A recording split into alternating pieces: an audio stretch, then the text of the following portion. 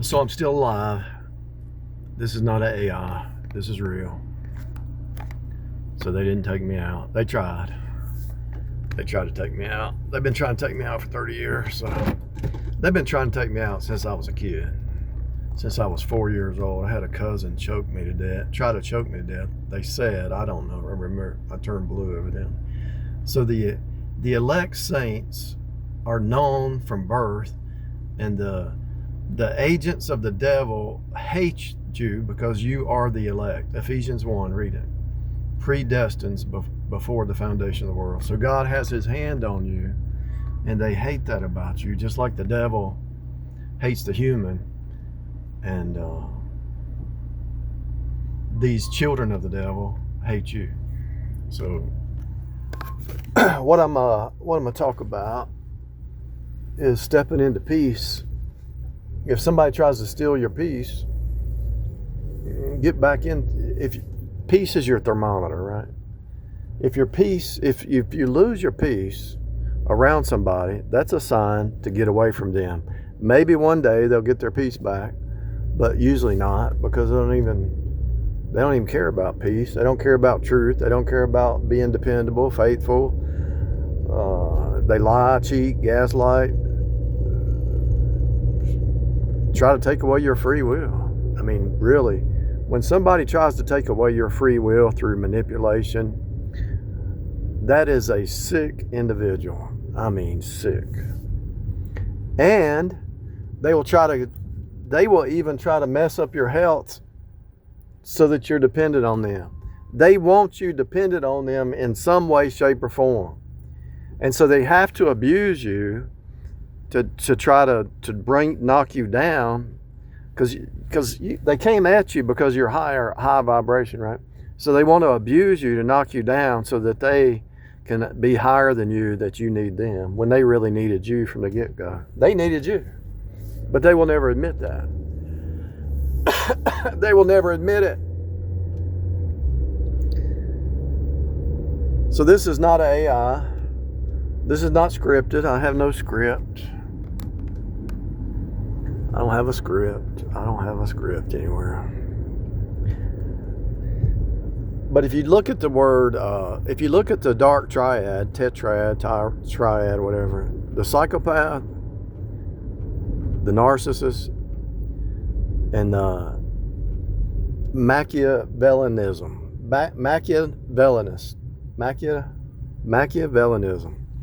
Now notice the word Mac, M-A-C, that's 1313, like Mack truck, right? The energy of the flash. IA is just AI in reverse, right?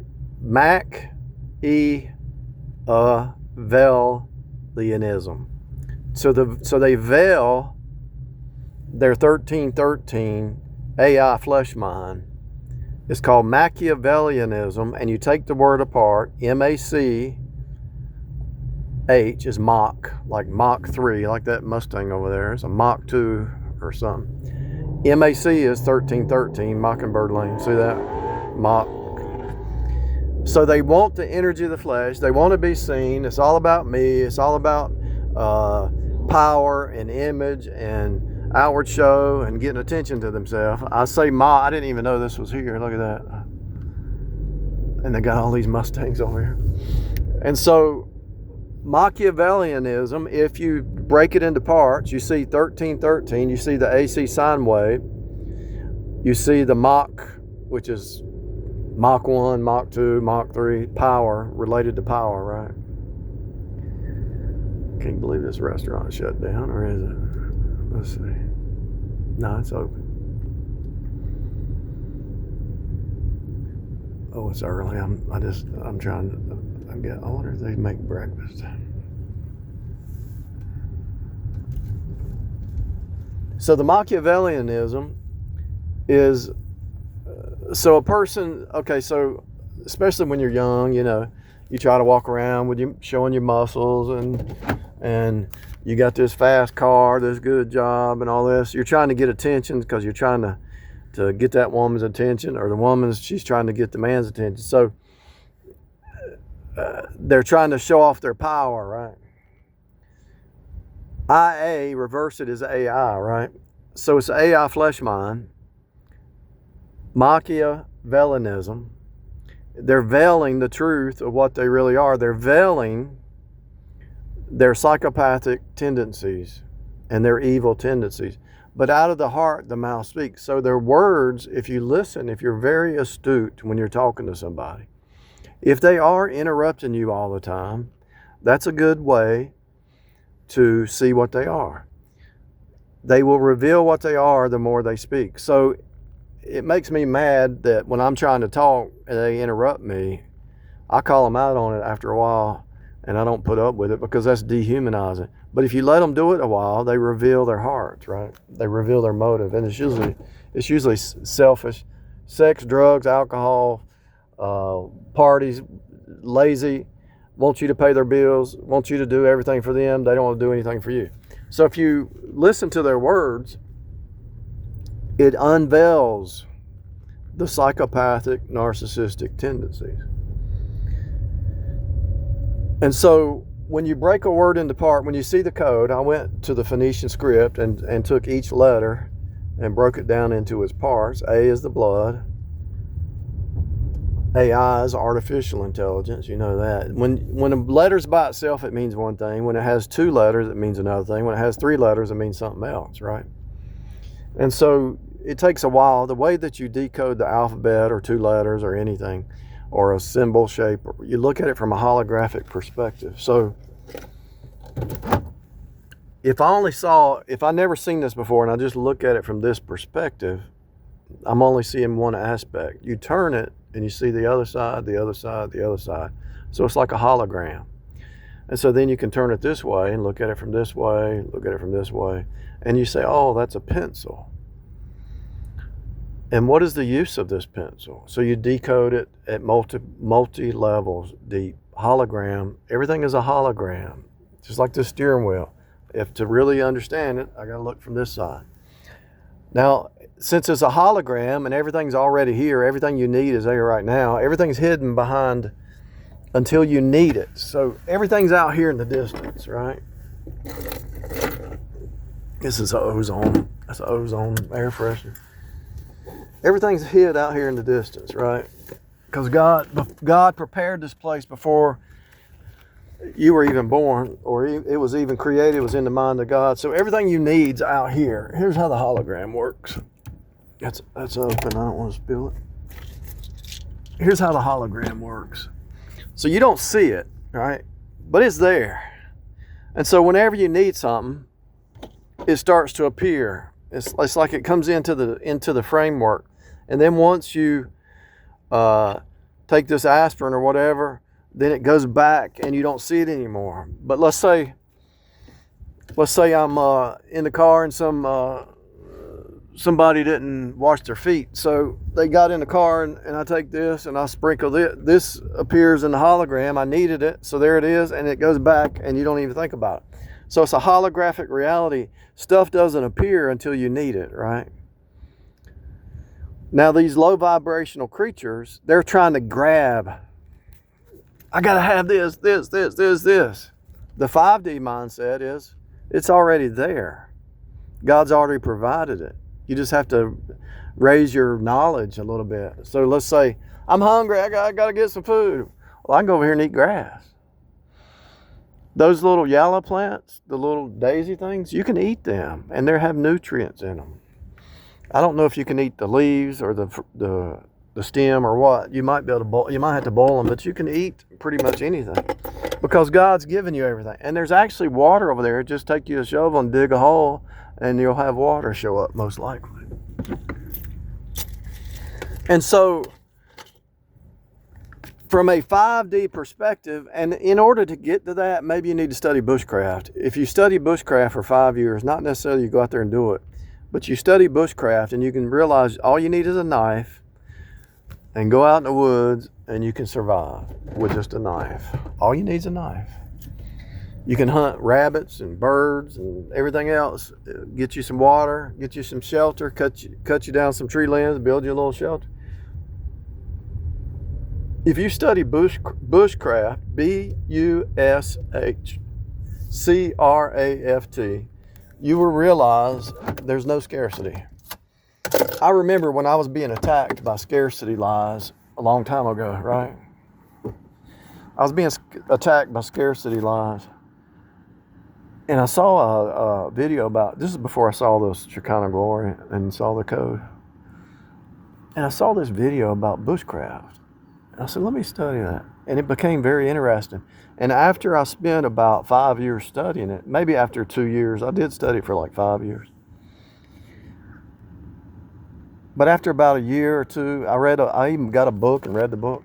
After a year or two studying bushcraft, I realized all you need is a knife. God has set this universe up. All you need is a knife, and you don't even need a knife. You just need a sharp rock. And you can make your sharp rock, take another rock and hit the other rock and make a sharp edge by hitting two rocks together. So you don't really need anything but a rock, two rocks. You take a rock and hit another one and it creates a shard, and you can cut with a sharp edge, which is a knife. And so when you get rid of the scarcity lie, and you're not lazy and you're not ignorant, and you want to, I learned bushcraft after I went to college for math. My degree's in math. And after I went to college, I studied bushcraft. I thought, why didn't they teach us this in college? Because they want you in the scarcity lie. They want you in the scarcity lie, people. And they want you in the insecurities and doubts and worries and comparing yourself with one another. You're just like anybody else. I got to clean my car out just like you do. I got some dirty socks right here just like you might have. I bought this great tool right here. I need to live and survive just like you do. But this is a great thing to have. I need to get me a bigger bag. I had a bag. I don't know what I have to. My point is, you need to quit thinking. You need to quit letting them brainwash you that you don't have everything you need, or you're not good enough, or somebody's better than you, or has more money than you. Most of the people who are rich are kind of dumb because they got that way by being narcissistic. They rose up in the system by just playing mind games. I learned something. I think something hit me about how men think versus women think. And I'm not trying to be mean towards all women. It's because some women don't think like this, I'm sure. But a man, he's sitting here trying to calculate the angle, the pitch of that roof. Is that a 312, or is that a 412, or is that a 612, or whatever? And the woman, she's sitting here trying to calculate how this man's thinking and how her girlfriends are thinking, and how she can say and do and manipulate the friendship or relationship to make it how she wants it to be. She's trying to manipulate her reality, so her mom and then the more she manipulates, the worse it gets, right? The man's just chilling. He ain't thinking about that. He marries a woman. He's, okay, this is my wife. I'm gonna take care of her, go to work, go home, build a house, build something, build a business. And she's back there, her mind's in like many different direct puzzles. His mind is single-minded. She's got all these different things going on in her mind. Strings over here, and insecurities and doubts and worries, and why he said that and all that. And he's just looking at her like, where'd that come from? And the only thing I can figure is like Eve was always attacked by the devil, right? So the weaker vessel is always attacked. And so these mind games that she plays on herself, the man's not even thinking it, but she thinks he's thinking it. Came out of nowhere. Long story short, if you can break the scarcity lie, drive-through open at 10:30.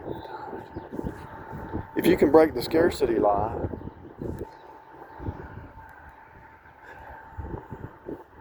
and you can step into faith, and you can understand the holographic truth that everything you need is right out in front of you.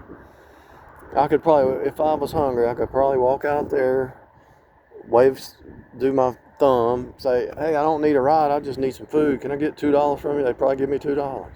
I'm not saying I do that. I've never had, thank God I haven't had, I've never had to do it. I did break down one time here's what happened to me one time. I left my wallet at home. I was on Summit Avenue, and I pulled up the gas station. I didn't have had my wallet, and there was this homeless guy standing there asking for money. I said, man, I'll bring you $10 back. Can I have $5 of your money you got? He said, yeah. The homeless guy filled up my gas tank. I went back, and he was gone. Not filled it up, but gave me enough to get home, you know. But my point is, God will provide for you. You just have to have faith and walk in His will, not in your will. Because when you start to walk in your will, you're against God's will. So if you're in God's will and this is His path, He's going to make a way. But if you start to do your will, He's going to cause confusion and lose your peace and fighting and turmoil and everything else. But if you just submit to whatever authorities in your life and just trust God, He'll make a way of escape. If there's a woman out there who's smarter than her husband or more savvy about business, she could talk to him and say, look, you can still take the lead, but I'm able to do this business, and you know, you can be the manager, or hire the people or whatever you need to do, be a part of it, and they can work together as a team, you know. But most of the time, you have people that don't want to work together as a team because they see it as a win-lose, or they compare, or they get insecure and all that. If the man has learned how to do some skills, and he says, you know, I can always go back to carpentry work because I can build whatever I need to build, but yeah, if you're going to make a lot of money, let's make this happen, you know. He could jump on board with her idea. But first, he might have to build his stuff up and see how good, you know, build his confidence up. I'm talking about younger people.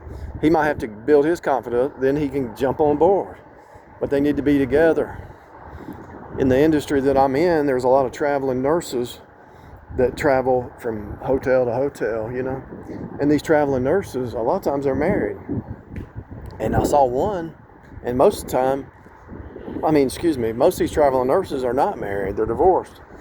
But I saw one traveling nurse, her husband traveled with her because she made such good money, and he would do whatever city they were in, he would do roofing work or whatever and make his little side money, do a roofing job or whatever. And made good money doing that. He made more money than I made doing the little gig jobs in whatever city he was in. But she had the base pay, and they traveled, and I'm sure he was on her insurance and all that stuff. And it has to be teamwork, and it has to be win-win. It doesn't have to be some kind of insecurity thing. In this society, it's not that the roles are changing, it's just that you've got to do what's wise down here, and both parties have to remember that you're in a culture war. You're in a bloodline war and a culture war to try to flip reality. But as long as you're aware of it, and you don't have to let it brainwash you, you know, cut the music off and the TV off, and you know who you are, and you know your proper role, you know. That's all I got. I ain't got nothing else, really. I've already said it. Everything's already been said. I'm just trying to keep y'all occupied so y'all don't get caught up in the political arena. It's the same thing every 4 years. It flips every 4 to 8 years. The wars and rumors of wars. Don't let that stuff stress you out. If we do have a war, go get you a knife and learn some bushcraft. Be prepared. You can actually make an Arapuca bird trap out of wood and put some seed down and catch all the food you need. If it came down to it, build your little trap. You catch all the birds you need, and you would not starve to death.